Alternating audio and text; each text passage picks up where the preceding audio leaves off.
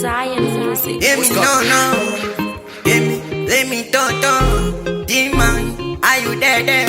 Your boss major, triku teacher, softy. Pambata juma na muroti. Manakana kachi shuma musotsi. I think ingorosi. Inomtora ndombejira sembosi. Madiyo amomi, muri ekta. Amudi ere timbo teta. Madiyo amomi, things takes time. Mukandira mbandi no fast time. Dai muri kuva kuda muri chinja. Meteta kwa mkoma winza.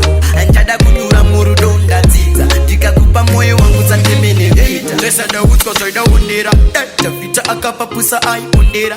Kutara fea maimwana ndo kufarira. Hai muri tepi yangu mnondi itira. Gel kushika pancha sofa. Anfunge gel kure mume wanka soda. Anbude gel kushika pancha sofa. Anbude gel upongwane munda ground. Bude gel usimadiyo amomi muri ekta. Amudi ere timbo teta. Madiyo amomi things takes time. Mukandira mbandi no fast time. Dai muri kuva kuda muri chinja.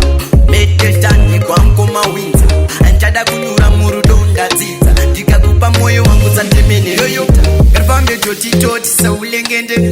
Mengwana na maloti. Diri kupiliva sheshua muri woti. Musandina njise mukoti.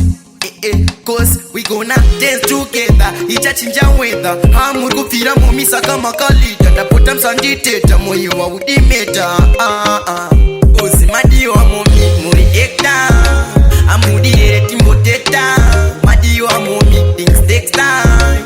Mukandira mbandi no fast time. Dai muri kuva kuda muri chinja. Meteta kwa mkoma winza. Anchada kunyura muru donda ziza. Tikakupa moyo wangu za temene vita. Tresa da utko soida undira. Tata vita akapa pusa ai undira. Kutara fea maimwana ndo kufarira. Hai muri tepi yangu mnondi itira. Gel kushika pancha sofa. Anfunge gel kure mume wanka soda. Anbude gel kushika pancha sofa. Anbude